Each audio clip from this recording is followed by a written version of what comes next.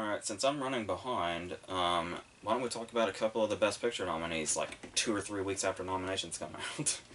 So, obviously, The Father had kind of a delayed release compared to everything else, to where it was the one where, like, everybody was wondering if we were even going to see it, before the Oscar ceremony, and it's finally here. And we're going to talk about Minari also.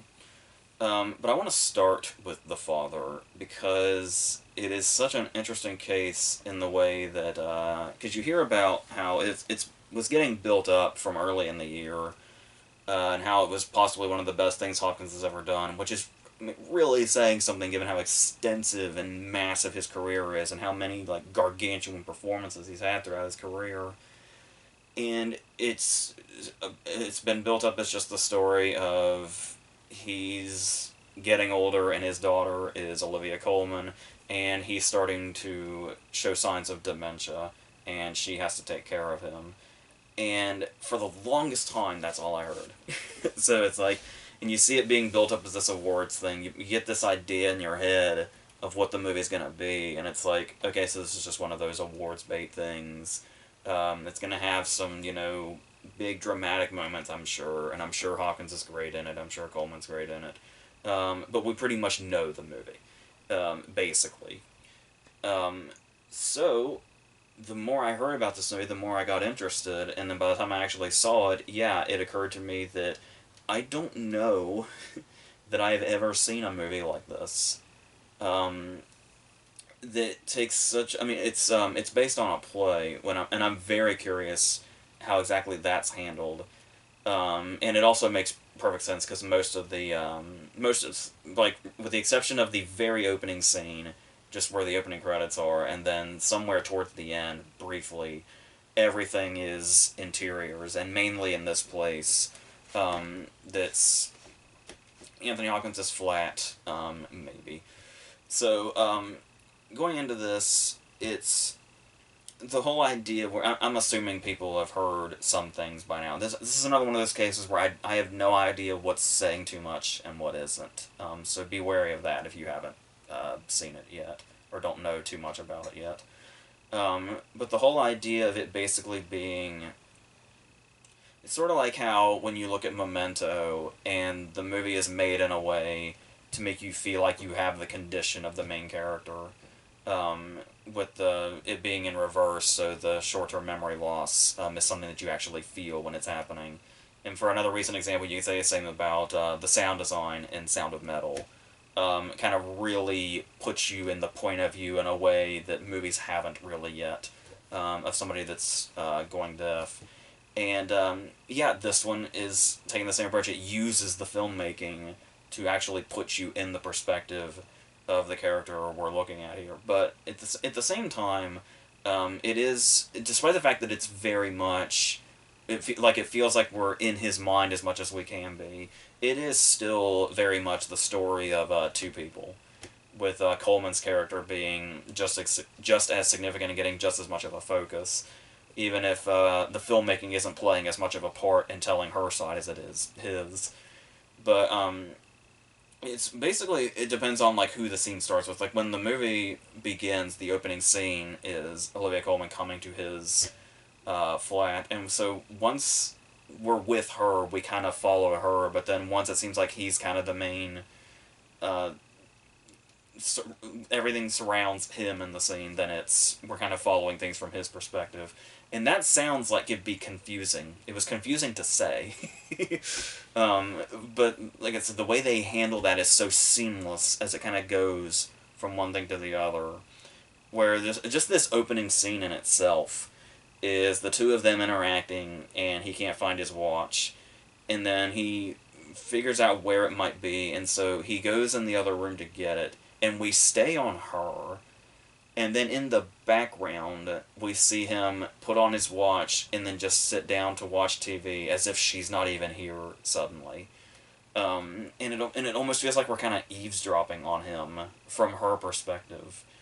And then the whole thing where this is when the brilliance of Hawkins just starts off right away, is where you can tell it's like, is he watching TV like she's not even in the room because he's already forgotten that she's in the room?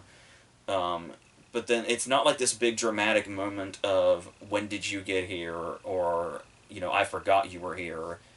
You can just kind of see it dawn on him without him having to say anything, like, oh yeah, this is where we were, and then he picks up where the conversation left off, and then obviously this is going to get worse and worse as it goes on, and his condition seems to worsen throughout it. And obviously the more that happens, the more the filmmaking is going to take part in this, in showing us pretty much exactly the way he's seeing things. And that's one of those cases of you've you've definitely got to be ready for it if you're going to go down that road. um, because it's an interesting case where it almost feels like there's a sort of freedom in telling it this way, because oftentimes when you're telling a story, your fear might be that you're going to confuse the audience by accident. And so now here, it's absolutely the intention that the audience feel as lost and disoriented as he does. And it's the way that like, that might sound like from another, filmmaker trying to tell a different story, there's a chance that could be really obnoxious, like trying to use techniques to disorient the audience. But this whole movie does it in the most subtle ways you can possibly imagine. Like, I've watched it twice now, and I still feel like there's some things that I'm probably not catching. And a lot of that, as you may have heard, is in, like, the production design, where there'll just be, like, really subtle changes made throughout that you may not even realize right away, or there'll be things that, like, kind of come back like, different things in the background that come back in a different context with hardly any attention drawn to them whatsoever. Just to make it feel like everything is sort of changing at all times. And obviously, with the production design, they can be really subtle about it. And then when it's kind of more in the foreground, we have the stuff like when we see Olivia Colman talking to him and interacting with him, and then she'll leave, and then when she comes back a little later, she's Olivia Williams. Uh, and just this whole thing where, like I said, it can almost seem like it would be a gimmick of sorts. But like I said, they use it in such subtle ways and such effective ways, when they're effective when they're not as subtle, that it completely and totally succeeds in what it's trying to do, as far as putting you in his position. And then the whole thing where she's not the only character that kind of changes actors, because we also have her husband, who is most of the time Rufus Sewell. And then that's a whole story in itself, where I was talking about how it's kind of split up between the two different characters, is the way they are handling this as a married couple, and how more often than not, if you've got, a couple and the person that has to be tended to is the parent of one of them, the other one isn't going to always be as patient. And we get to see, like, a kind of a really real dynamic there between that. And like I said, that's its own portion of the story in general, when we're not feeling like we're right in his perspective also. And like I said, the way you would think it'd be impossible to go back and forth with this, yet somehow it works seamlessly the way we go back and forth. And obviously, as far as Hawkins' performance goes, mood swings are going to be a big player in this also, where it's, like I said, if a scene starts with him, generally it's going to be from his perspective, and then we'll see him, like, really sort of happy and jovial and tap dancing and all that, and then something will just switch him, because, like I said, when you see all these changes and you're not sure, what exactly is happening, it would tend to make you irritable. Like I could see audiences getting kind of irritable watching this. And then that's the thing, is when he starts to, like, kind of crack under that pressure of not knowing what's going on, it always makes, like, you can sense that it's a mood swing, but you can also sense where it's coming from. Like, it's coming from, like, this place of fear and uncertainty and paranoia, and, like, wondering if a trick is being played on you or not. And those are handled so well, and like I said, so seamlessly also. But that's the thing also, is that kind of adds to the tragedy to it as well, is because he's obviously extremely effective when he's, getting irritable and paranoid. And the thing that also makes that so tragic is that not only do you kind of fear which turn he's going to make next, but when you see him when he's like really cheerful, it's like you kind of come to think that that's probably the way he was prior to his condition. And then just while you're kind of on edge around him, there's like this constant sadness to it also because of that. And it's like I said, there's just so many layers you can go down the line on this. And on top of that, how Coleman performs these scenes with like the mood swings is Coleman has this great way of using like expression extremely subtly. Like I think back to the scene in The Favorite when she's watching Rachel Weisz dance with Joe Alwyn, and you can kind of see just in the moment where like her jealousy takes over after her joy from being at this party. And there's a moment that kind of gave me a similar vibe of that change when we're first introduced to Imogen Poots, who is going to be like a new sort of caregiver to him because he chased off the last one with his mood swings. And there's a moment when he's talking to her and she reminds him of another daughter that he has. And if I caught it correctly, just really, just smoothly, like just not even drawing any attention to it, just saying something so nonchalantly, he implies that this daughter that Imogen Poots reminds him of was his favorite daughter, which he says while Coleman is standing right there. And there's in this moment when we can see Coleman's demeanor change after that. And she's like bringing them tea, and it's like with the way Coleman plays this, you get the sense of like not only was that a hurtful comment that she caught, and just his mood swings in general, you would think would be what's changing her mood, but the way Coleman plays it, on top of that, we also get the sense that she knows something that we don't also.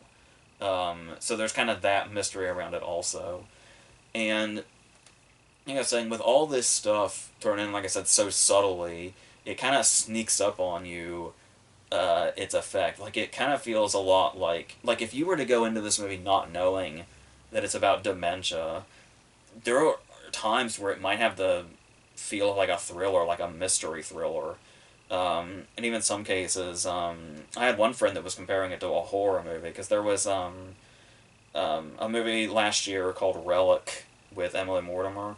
That was kind of it was kind of not this subtle, and it was obviously a bit more straightforward and more trying to be in that thriller horror vein, but they're comparable in a way, which is interesting. Since this is more or less a straight drama, but that effect is reached so well, like it almost feels like you're in another genre sometimes. But like I said, without sacrificing any of the, like, it doesn't feel like it ever goes big by any means.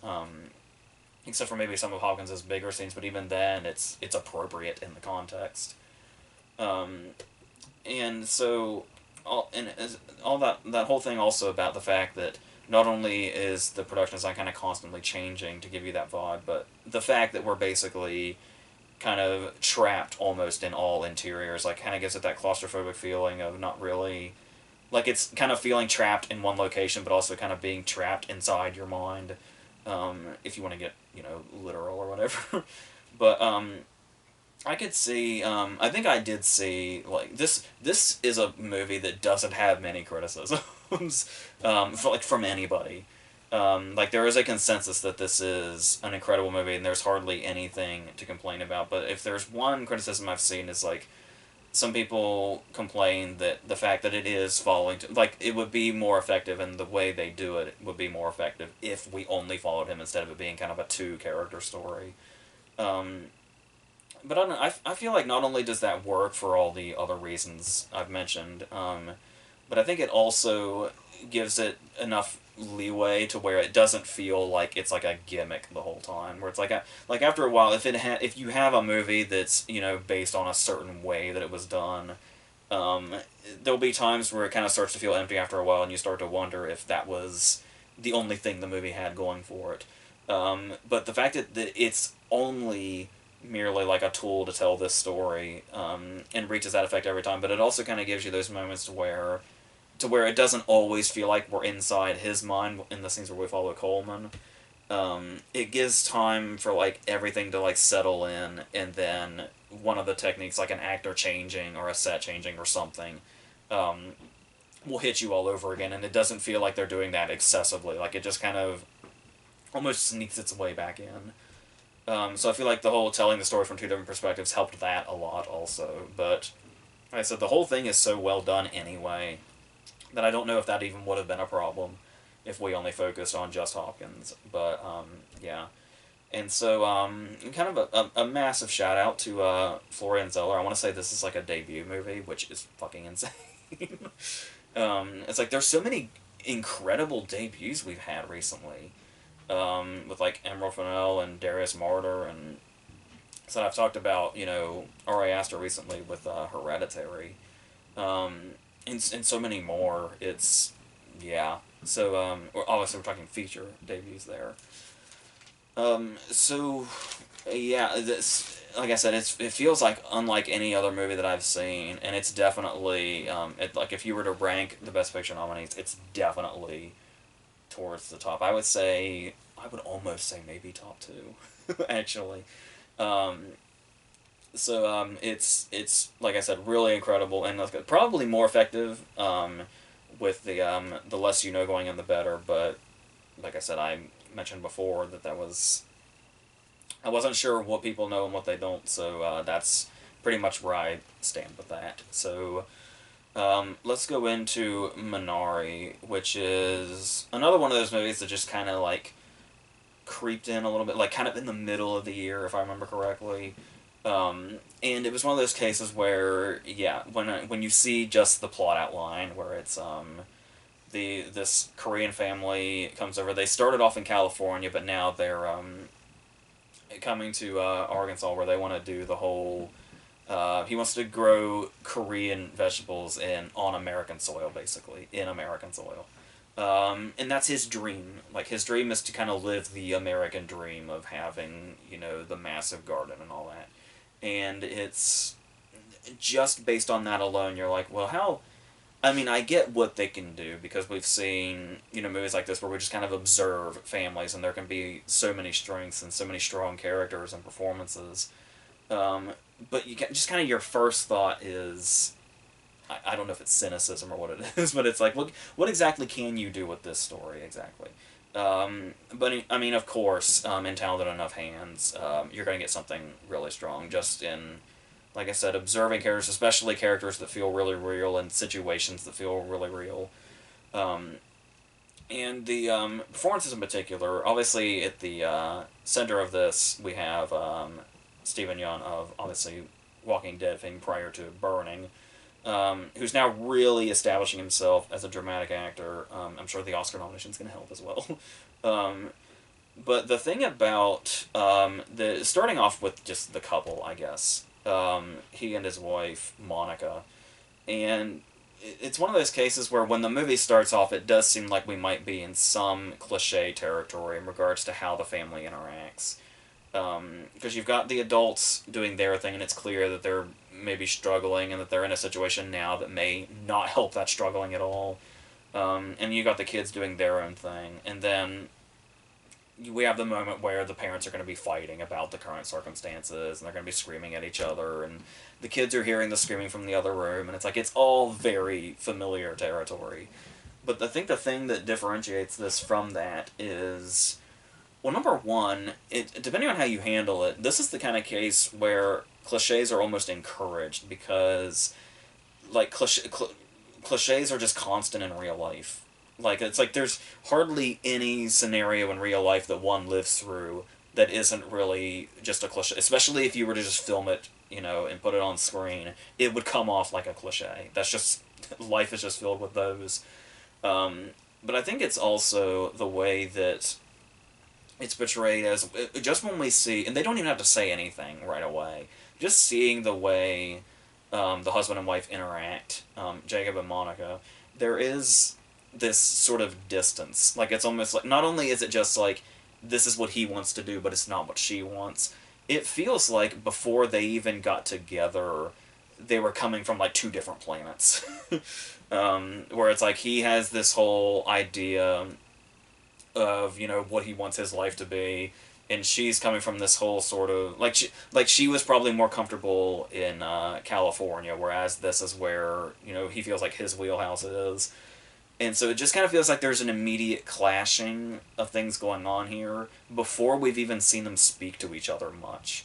I guess you could say the whole symbolic nature of that already comes through in the opening, where it's when she's driving their car and he's obviously driving the moving truck. So there's already like a separation between them when we meet them, um, and it's just really a case of with her having the kids with her also.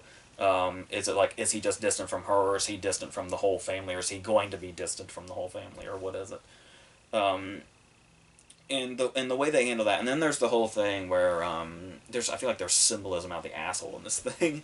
The fact that their job that they were also doing in California, now they're trying to pick back up here, is the whole chicken sexing thing where they have to separate chicks in this factory between male and female, because obviously the females will be turned into food and the males are just discarded because they apparently don't taste as good and they don't have any sort of function. They can't reproduce anything like that. So then there's this whole thing looming over, and he pretty much says it explicitly in dialogue when he's talking to his son about how that's basically he has to do everything he can to not be useless, because when you're the guy and you're, you know, supposedly the, you know, patriarch or whatever, and then you become useless, then you can just be discarded. So it's like he has to find a way to be useful in some way, whether it be in, I guess, society itself or within his own family or just in general whatsoever. It's just this whole looming thing of like, what if I'm worthless, and being able to find that. And then there's the other side of that where you're like, well, technically, even if, and it might seem like the whole settling down cop out, but I mean, even if you've got, you know, a family, like you've got a wife that loves you and children that love you, you're never gonna find, like, that worthlessness is never gonna fully be there. You're always going to have some purpose as long as you have a family or people that care about you or people that you care about. But there's that other side where it's like, I have to be doing something, you know, worthwhile, and like, you know, as far as expansion, I guess. It's just that old thing, which makes perfect sense because it is like he's just trying to live by like these really old ideals. Like he has to, the whole living the American dream thing, is where he's at, and it just puts him at a distance through the whole thing. And throughout it, you can see like there'll be plenty of moments that he just kind of has to where the camera just kind of lingers on him by himself, and you can just see how like he looks worn down and uncertain and all that. And we get that. I don't think we get that as much with the wife as we could, because there's a lot that it decides to focus on, with the son played by Alan Kim. It gets a lot of focus, and then eventually the grandmother that comes into this, and with there being focus on the kid, it is what was it I did find interesting about this movie, was that there's, as far as it feeling very like true to life, where when you watch a movie, typically you'll have like really sort of manufactured conflicts, or stuff that comes in that like wants to veer it in one direction, like if it's going to go dramatically in one direction or like tragically in another. There were things that kept coming up in this movie that I kept feeling like kept giving me a bad feeling, like the movie was going to go in some like bad direction for the characters. Like the whole idea of Alan Kim's character having a heart murmur comes up a lot. And it's like, if this were a more sort of straightforward drama movie and wasn't a more observant movie, you kind of keep thinking like that's going to lead to some big dramatic moment. I mean, it's not to the extent that you would think, because obviously when anything is set up in a more dramatic movie, your mind automatically goes to, well, eventually we're going to get to the worst of this, and it's really just not that kind of movie, which is really refreshing. And then that kind of came in again with Will Patton's character, and maybe this is a me problem, I don't know, but he was maybe I should be judging myself, but it's the whole thing of seeing this character that Will Patton plays, I just found his character immediately uncomfortable. I said, I don't know if it's his appearance, because he, like, I was joking with Owen before about how he reminds me of, in appearance, he reminds me of George Harvey, the Stanley Tucci character in The Lovely Bones, which is not a good sign. And then just throughout, but then, and there's the whole thing where instead of going to church, he carries a giant wooden cross on his back, and that's just his thing. And like I said, I just kept thinking his character was going to go in some dark direction, but then once again, it's just like it's just really not that kind of movie. Where the drama has to be like manufactured, or whichever direction we're going to go in has to be this really big thing. Like I said, it really just kind of is like it's just them kind of living, and there is this like the I saw some comparisons to Malik, which are probably a reach. Like it's not necessarily the shots, like the nature shots or anything like that, that would give me Malik vibes. If there's anything that was giving me Malik vibes, is that just these characters and the way they acted and interacted so naturally kind of reminded me of the O'Brien family in The Tree of Life. Um, and Jacob kind of somewhat reminding me of Brad Pitt's character from time to time. Obviously not near as stern, but that's the closest I got to Malik vibes. But like I said, really just sort of seeing this family just sort of live naturally, and just seeing these little moments that are might be relatable in one way or another, whether distantly or explicitly or whatever.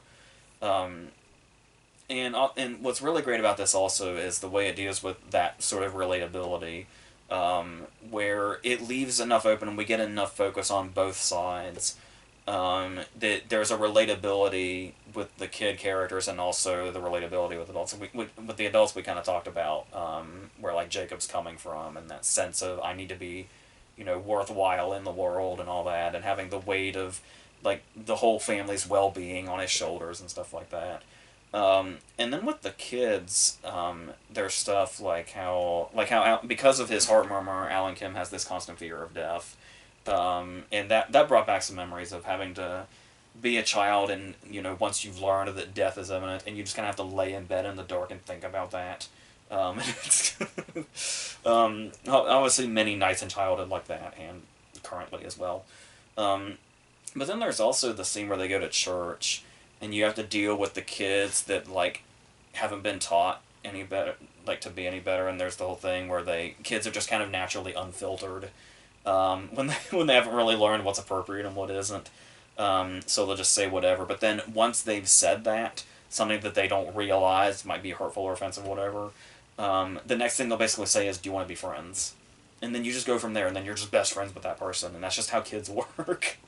So there's that, and the way that just that stuff, like how just those little details they keep throwing in throughout, like how they're like hooked on Mountain Dew, but they keep calling it Mountain Water and stuff like that. But then yes, then we have the other acclaimed performance here, with Yunya Jung playing the grandmother. And what's interesting about this is that when we see the family, like at the start, like I said, we do get vibes of what they're kind of like without them having to even say anything. But it's also us kind of coming into the story, and then everything is so natural and observant throughout it that we kind of start to get lived in with this family. So then, now that we kind of feel like the people coming in from the outside, by the time the grandmother comes into it, it's almost like we're so lived in with them. It kind of feels like we're comfortable with them, and now the grandmother is the new addition, that's that's gonna have to like adapt to us rather than us adapt to her. But obviously, she's such a big presence. You have no choice but to try to adapt to her as well, which is basically the direction the movie goes in for quite a bit once she's into it.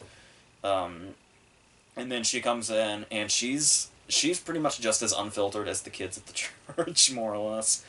And this is a role also that could have been like such a big cliche, like the grandmother that comes in and has the really, is it just that unfiltered approach, that might clash with the father or with the kids or whatever. But the main thing, like you would think going in that maybe it would be between her and Jacob would be where all this stuff is, but instead it's the relationship between her and Alan Kim that's like the kind of a big dynamic throughout the rest of the movie from here on, and just their sort of interactions in general, like the way he dismisses her because she doesn't act like a real grandma because she cusses and doesn't know how to bake cookies or anything like that. Um, and he's very sort of standoffish, and he's obviously he's much more in the sort of he's been raised in more of the American vein, and she's much more, bringing in Korean culture in, and that's just not working for him. Um, he has to drink that nasty ass drink instead of the Mountain Dew and all that. And the back and forth between them, where it's something that feels really real in the sense that there's like he'll say one thing and then she'll like have a moment of payback, like her line at the church to embarrass him. And then as this, it almost seems like a war between them. We finally get to that point to where he gets the, I guess you could say, the ultimate payback. And when he's being punished for it, it's her that defends him. And then that's another whole thing where it's like you can sense that it feels. You might almost mistake how real it feels with it being cliche. But I definitely think it's more of the former.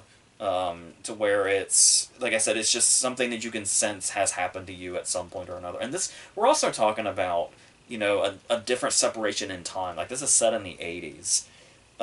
Yet somehow all this stuff still feels as relatable and real to people who are living, now. Not that that was like, an eternity ago or anything, but still, there's enough here that it surprisingly still feels, relatable and real, to now. So, then eventually we get to our ending, which is impressive because, like I was saying, it's as far as conflicts go and like manufacturing drama and stuff like that, it's really not that kind of movie. So when we do eventually have to get to unending, it feels just like a really grounded ending to where it's sad without being bleak, and it's optimistic without necessarily being overly optimistic. Um, and that's pretty much the feel of like the whole thing, where it's like just when you think it's going to go in some big dramatic direction, it just kind of really doesn't. And kind of goes in more of a real direction. Like if it was happening directly in front of you in real life, whether it be the 80s or now, this is pretty much how it would play out. So, like I said, all the problems feel probably very real and relatable to most people. So, yeah, I feel like that's where a lot of the passion for this movie really does come from.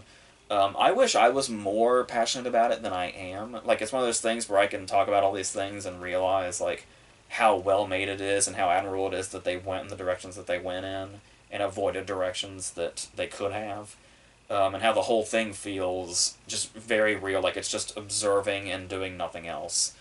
Um, and obviously movies like this have really worked in the past as well. But yeah, I wish I had a little. Basically, how I feel about Nomadland, where it's like I can acknowledge all these things, but I just wish I had the passion that a lot of other people do. But I still admire it and like it a good deal as is. So yeah.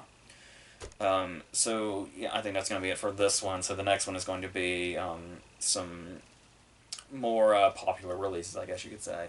And then another versus, and then a versus that'll just be me using a current movie versus an older movie. And then we'll just kind of go from there. And then we'll have awards videos, and I'll be doing stuff with my brother still. So all of that stuff. So until whatever the next thing is, I think that's it.